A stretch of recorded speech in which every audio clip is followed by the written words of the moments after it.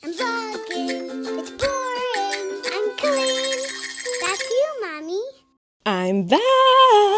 Did you miss me? No? No one? Okay. Well, that was a much longer break from the internet than I wanted it to be, but a lot has happened. But before I get into all of that, I think we should celebrate the fact that I'm finally back vlogging every day again. Oh my God, the sun just shifted. The sun was like, if you are coming back, I am leaving. Anyway, I can't think of a better way to celebrate coming back to the internet than to clean up chicken poop. So I'm about to go clean out my chicken coop, and so I'm doing a little get ready with me to pick up chicken poo, and we can chat about what I've been up to. I know you're probably thinking, why are you putting on makeup to go clean out a chicken coop? The answer is I'm insecure. I knew I was going to be filming today, so I wanted to put on makeup because I wanted to look good for you guys, but more importantly, I wanted to look cute for my chickens. Those are my girls, those are my ladies, and I want them to think I'm pretty. So I thought I would only stop vlogging for a few days, maybe a week tops, but then my body broke and the sun just came back. The sun was like, oh, we're talking about how you got really hurt and went to the hospital. I'm in. I want to hear about this tea. I'll save that story for another day, but that did prevent me from editing anymore. And so when I thought I was going to come back to the internet, I actually couldn't come back to the internet because then I couldn't work and I was in pain. So still recovering a little bit from that, but I do have an editor now that's going to help me out with some of my videos. So that should take the workload off, and I just miss you guys. And so forgive me if the vlogs are a little strangely edited for a minute while I figure out this new version of my editing schedule. But I have to say, it was really weird going from posting vlogs 4 times a week and then the 2 podcast episodes a week to not posting any vlogs at all. I don't like it. I've done it before and I hated it, and I hated it again this time. So much happened in the last couple of weeks. The twins got a bedroom makeover. They transitioned to big kid beds out of cribs. Flynn got a new pet. Actually, got a couple of new pets. I wrote a couple of songs. My insomnia got a lot worse during the break, and I stopped sleeping kind of entirely. And I fell asleep while I was walking around,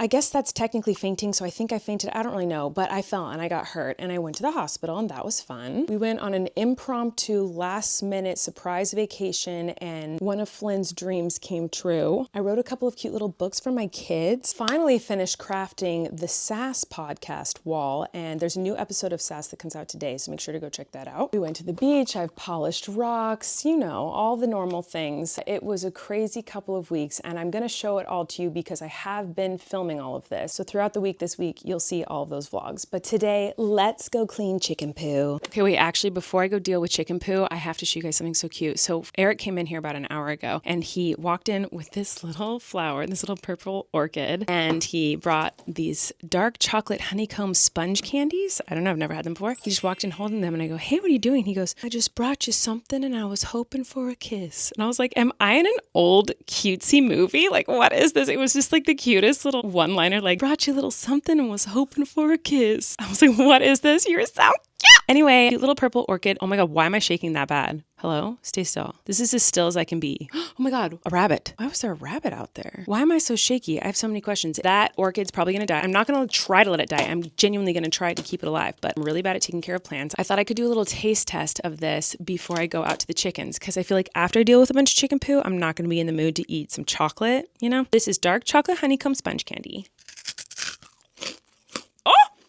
Oh, I love that. Oh, that crunch is so satisfying. I almost just ate a rock. Let's go clean chicken poo for real this time. Flynn's trying to catch Taxi right now in that bush. I don't know if you can see him. She loves you. She's easy to catch for you. Ready, Taxi? Hi, Taxi. We're cleaning your cage. You're welcome. Go eat some more worms. Don't mind me just scraping off a bunch of chicken poo.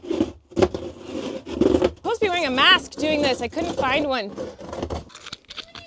It's very poopy. Yucky. But if you need my love.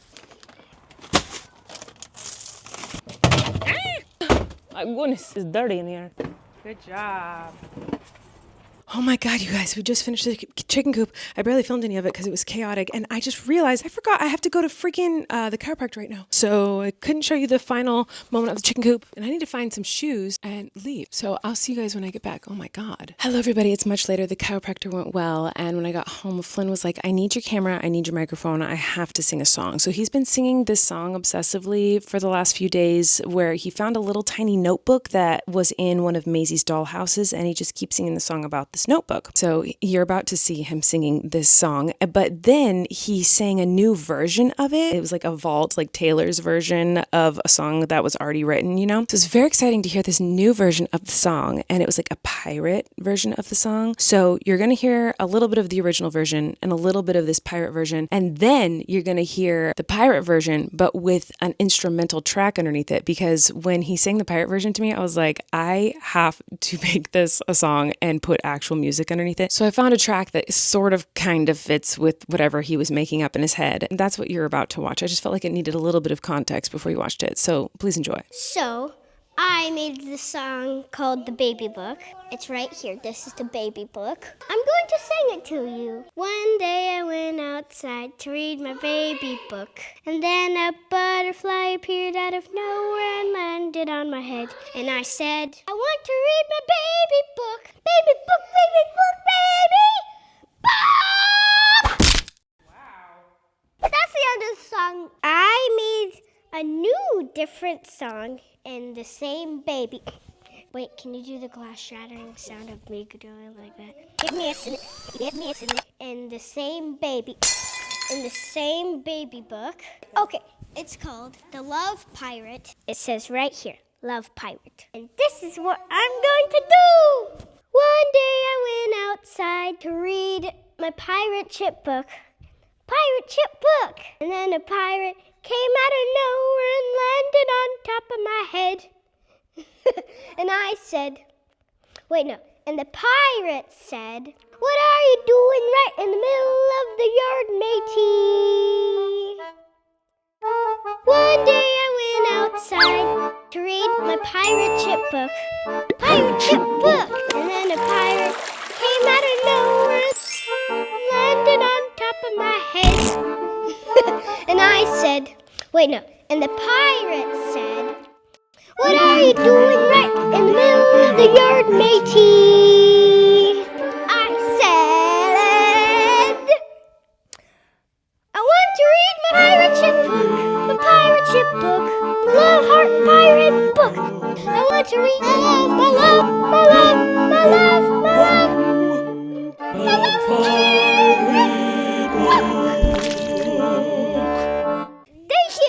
Thank you.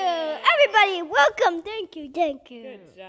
So that's Flynn's little pirate song, but there's so much to catch you up on. Gosh, I go away for 2 weeks and there's so much to say and so many things that has it even been, it's been 2 weeks? Has it been longer than 2 weeks? I don't know how long it's been, but it's been long enough that so much has happened. I have so much to catch you up on. So there's going to be a lot of really fun videos that are coming out this week. The twins' bedroom makeover, maybe some new songs. I don't know. I have to introduce you to our new pets. I have to show you the vacation weird adventure thing that we randomly went on. There's a lot to share with you, but of course I have priorities, and my main priority is showing you something that's been taking up a lot of my time in the last couple of weeks. It's this thing. I bought this thing and it has really taken up a lot of my life. This is a book binder. I've been just having way too much fun making books. It's very satisfying. I make them for my children. I mean, obviously, who else would I make them for? I don't talk to anyone but my children. Well, and you guys, but I don't see you in person to give you books. Oh, that's not the point. Okay, I'm going to show you some of the books that I've done. When I was little, I'd visit my dad at his office, and his office had one of these things, and I thought it was so fun to use it and make my own little books, and I haven't seen one since I was a little girl, and I had this idea to write a book for Flynn, and I was like, I wonder if I could figure out a way to like bind it myself, because I made this little book of our trip that we just took, and I just used tape, and I was like, I wish I had like a binding machine. So I looked it up and I found that these things still exist, and so I was like, I have to have one. But the kids and I have a blast with it. So the kids will just like color and draw on paper and then get to bind it together, and then they have their own book, and it's very exciting. This was the first book that I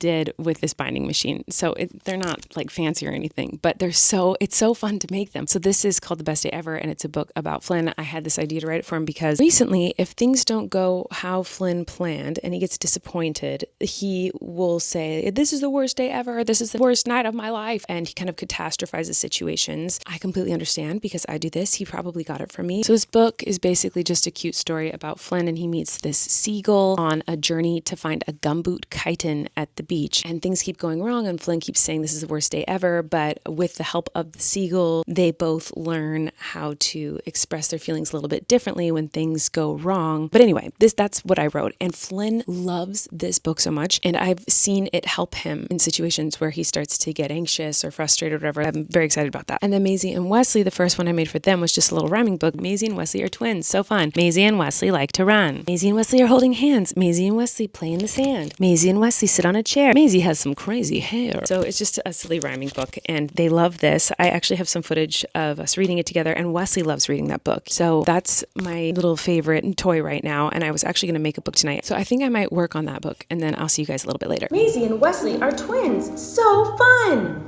Maisie and Wesley like to run. Maisie and Wesley are holding hands. Maisie and Wesley play in the sand. Maisie gives Wesley a cool hat. Maisie loves her kitty cat. Yeah, I love her so much. I want to cuddle Daisy right now. Me too. Hey, Mama, I can like.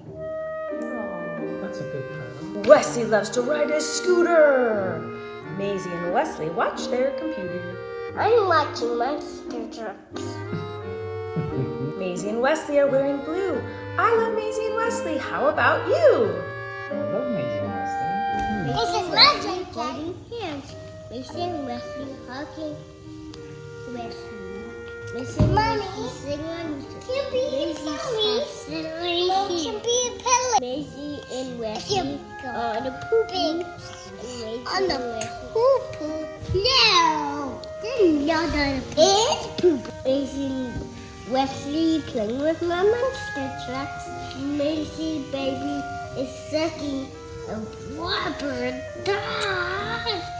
Oh, silly. Okay, it is very late and I'm going to go to bed. But before I say goodbye to you guys today, I wanted to finally talk about this childhood cancer fundraiser. Okay, so every year in November or December, usually in December, I celebrate my birthday by raising money for kids fighting cancer. Well, because of my own personal issues and things that I was going through and struggling with in November and December, I was not able to make it happen. And I wanted to do it in January, but then the wildfires were happening right when I wanted to do it. And I just felt like I should wait a minute before trying to do the fundraiser. So then February came and then I took my freaking break, as we all know. So every day for the last 2 weeks, I've been like, oh my God, I need to get back online because I need to do this fundraiser because February is almost over. It was a huge motivator for me to get back online and get better as quickly as possible so that I could do the fundraiser, which is kind of funny because that was the main motivator for me to get back online the last time I took my break. I'm so passionate about it and I love it so much. And it's very, very important to me that I do this every single year. So even though it is much later than my birthday and it is much later than I usually do this fundraiser, I didn't want to just skip it this year. I would never forgive myself if I don't take the opportunity to use this platform to help these kids who really need this money, especially since Congress approved a bill at the end of 2024 that made devastating cuts to pediatric cancer funding research, which is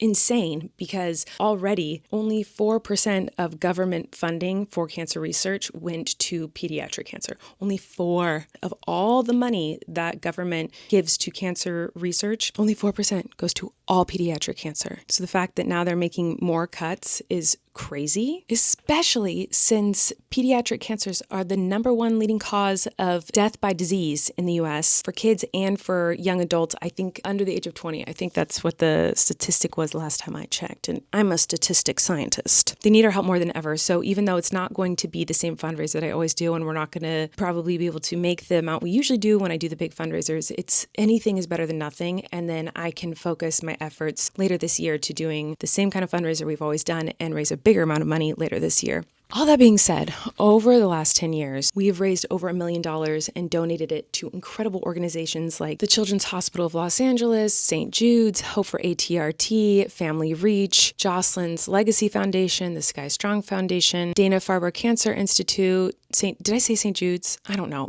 There's been so many different wonderful places that we've donated the money to through your donations, through personal private donations, but it's been one of the biggest joys and pleasures of my life. It has been doing this. Last year, I sang some Christmas songs in my office during a live stream and we raised $28,000. How much? I need to look up how much exactly it was. $28,406. So I rounded up and I paid the difference so that we could donate $30,000 total. And we donated $15,000 to the Sky Strong Foundation and $15,000 to Hope for ATRT, two incredible organizations. I'll put links to those down below because they're great and you should learn all about them, but I'm not going to talk about all that right now. So this year, I'm not going to do the big live stream or a big show or performance or anything like that. I'm going to keep it super simple. And I'm going to put a link to the Sky Strong Foundation in the description of all my videos for the month of March. I'm just going to encourage you guys, if you're able to, I know times are hard right now and people don't have the ability to donate to anywhere or anything,